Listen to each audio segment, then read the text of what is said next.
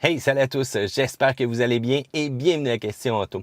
On est à l'intérieur de la Subaru Impreza 2017 complètement redessinée et c'est maintenant le temps de parler de spécifications et d'essais routiers. Eh bien, première des choses, les motorisations ont été revisées. On utilise des moteurs 2 litres. Donc, les fameux boxeurs de Subaru. Ce qu'on veut vraiment faire avec ces motorisations-là, c'est d'abaisser le centre de gravité, créer aussi le moins d'impact au niveau de la conduite du véhicule. Ça a vraiment une configuration particulière aussi. Donc, c'est des cylindres opposés, 16 valves. On va être capable d'avoir l'injection directe finalement cette année aussi. On parle de 152 chevaux à 6000 tours minute. C'est pas très impressionnant. Et on a 145 livres de couple à 4000 tours minute. J'aimais bien le 2.5 aussi, normal, atmosphérique. On était capable d'aller chercher 165 forces, 165 livres de couple. Mais on s'est adouci un petit peu présentement. Du côté des transmissions, eh bien, on a deux choix. On va avoir une 5 vitesses manuelle. On aurait pu avoir une 6. Je comprends pas trop pourquoi. On a tenté de jouer la carte de la fiabilité, je crois, avec cette transmission-là. Ou encore, on a une CVT qui s'appelle la Linertronic, qui va offrir des changements de rapport manuel, si on le désire, en fait 7. Et on va avoir même la possibilité de faire les changements aux palettes directement ici sur le volant. Le système de traction intégrale, c'est vraiment le cœur de Subaru. Je vous rappelle que ça change si vous le choisissez en 5 vitesses manuelles ou encore en CVT. On parle d'un système symétrique à prise continue, mais lorsqu'on va arriver avec vraiment la 5 vitesses, eh bien, ça va être un viscous qu'on va avoir du côté du différentiel central, alors qu'avec la CVT, c'est vraiment des multi-embrayages qu'on va utiliser qui vont être contrôlés électroniquement pour aller chercher la répartition de la puissance. Dans le bon vieux temps, on avait des différentiels arrière à glissement limité, mais là, c'est terminé. Le différentiel arrière est ouvert au niveau de l'Impreza. Il faut dire que le comportement routier, eh bien, on le ressent quand on a un centre de gravité quand même assez bas. On a revisé aussi la suspension. Et étant donné qu'on a le modèle Sportec, eh bien, on a encore un petit peu plus une suspension qui va agir à caractère sportif, qui va avoir un petit peu plus de fermeté aussi, mais qui démontre que Subaru veut vraiment se lancer encore plus loin dans le comportement routier, qui est quand même sportif, mais qui veut surtout éviter n'importe quel hasard de la route aussi qu'on rencontrait, et ça de manière quand même assez efficace. Même si on n'a pas la motorisation la plus puissante, il faut dire que les virages sont quand même appréciables. Parlons-en d'accélération, eh bien c'est juste, c'est peu inspirant, c'est dommage un peu. On a juste 4 chevaux aussi de gain versus l'ancienne version. Je pensais qu'on allait pousser un petit peu plus loin. C'est rien d'excitant, puis ça, c'est dommage. On va sentir un peu aussi le côté rugueux. Quand on part le véhicule, ça monte, paf, à 2000 tours, ça tourne là.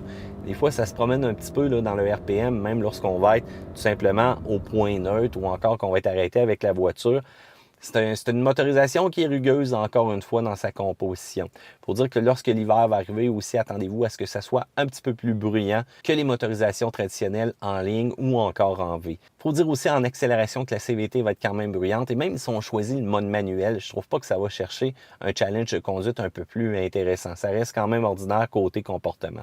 Eh bien, les freins, il ne faut pas oublier que, étant donné qu'on a un modèle Sportec, eh bien, c'est un peu plus gros à l'avant. Si jamais vous choisissez une version un peu plus de base, on parle de 10,9 pouces. Et si vous choisissez le véhicule qu'on a présentement, eh bien, c'est 11,6. Ça fait quand même une bonne différence au niveau du freinage, au niveau de la réactivité et surtout au niveau de la réduction de freinage lorsqu'on va avoir un échauffement des composantes. À l'arrière, 10,7 pouces pour les disques. On sent vraiment un freinage qui est puissant, qui va nous donner confiance, même à bonne vitesse.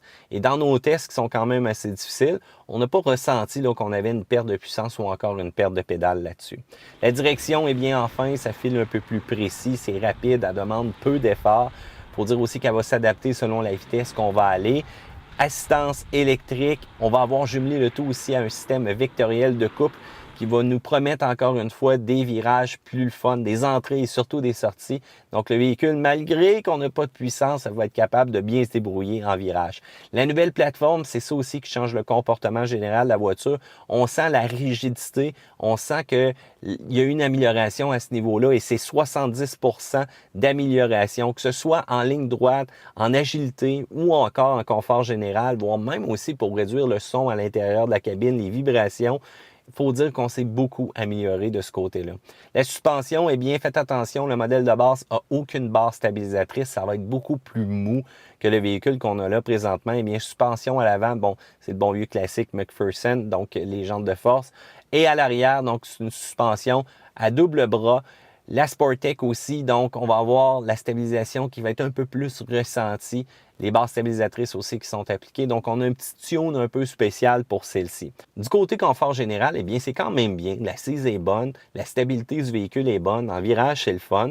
Du côté sonorité, on voit qu'on a fait quand même beaucoup d'améliorations. L'intérieur est bien pensé, mais on pourrait utiliser peut-être un peu de meilleurs matériaux. Et je dois vous dire qu'il faut peut-être porter un petit coup d'œil ici sur ma bouche d'aération. Je le sais que le véhicule a été réparé, mais je trouve ça dommage de voir cette bouche d'aération-là sortir donc de son emplacement, malgré le fait là, que l'intérieur est quand même très bien fini. Il y a des petites choses de finition, même aussi en dessous de mon banc. Oups, hop, vous avez vu un petit popcorn là présentement. Du côté sécurité, eh bien, on a mis le paquet, outre la caméra de recul qui est quand même de bonne qualité, c'est le fameux système EyeSight qui prend une tonne de place en haut, qui est vraiment le cœur cependant de Subaru quand ça vient le temps des avertissements de précollision, de l'assistance au freinage. Même aussi, ça va gérer au niveau de l'accélérateur. Si jamais on a une collision qui s'en vient, ça va réduire le tout. Régulateur de vitesse adaptatif, le système qui va nous avertir si jamais on a un dépassement de voie. Même si on commence vraiment à se promener entre les voies aussi, le système va réagir. On va avoir les phares automatiques aussi. On va avoir le système lorsqu'on fait une manœuvre de reculons, le fameux RAB, qui veut dire Reverse Automatic Braking. Donc, ça veut dire que si vous faites une manœuvre de reculons, puis vous ne regardez pas en arrière, puis qu'il y a un objet, la Subaru Impreza va freiner pour vous. On va avoir aussi donc des lumières qui sont directionnelles. Et on va avoir un châssis qui a été grandement amélioré aussi au niveau de l'absorption d'énergie, soit 40% de mieux par rapport à l'ancien modèle. On a aussi utilisé donc des points stratégiques à l'intérieur du véhicule pour renforcer le tout. Donc, encore une fois, ça va donner un véhicule qui va être très, très sécuritaire. C'est pour ça qu'on a gagné quand même plusieurs prix. Puis même au niveau des coussins gonflables, on en a plein et on va avoir les fameux coussins pour les genoux aussi du conducteur. J'ai même eu déjà pour ma part un accident dans une Subaru et je dois vous dire que c'est fait très solide quand ça vient le temps de résister à un impact. Parlons de la consommation maintenant. Eh bien, ce qui est annoncé, 6,5 litres au 100 sur l'autoroute, 8,4 en ville, 87 pour l'indice d'octane. On est très optimiste présentement. Je vous le dis tout de suite, ça n'a pas beaucoup de power. Hein? Fait qu'est-ce qui arrive? On pèse ça au plancher, on veut de l'accélération, on veut planifier notre dépassement. Ça fait qu'on va avoir une consommation beaucoup plus élevée que celle qu'on annonce présentement en ville. En tout cas, pour nous, ça a été ça. On parle plus de 10 même au niveau de la consommation. Mais quand on arrive sur l'autoroute, on est amplement capable de faire ce qui est annoncé. 50 litres total, donc, dans le réservoir qui va entrer. Donc, côté comportement, je pense que l'Impreza s'est raffiné. Je pense qu'on en a pour les amateurs de traction intégrale en masse. On en a aussi pour les amateurs d'entrée de virage et de sortie de virage avec un véhicule traction intégrale.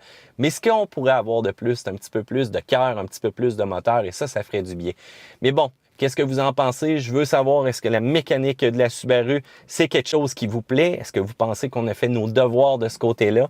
Eh bien, section commentaire ci-bas. N'oubliez pas de faire le pouce en l'air parce que vous aimez cette vidéo-là. Et surtout, abonnez-vous à Question Auto parce qu'on va avoir plein d'autres vidéos pour vous. À plus, gang!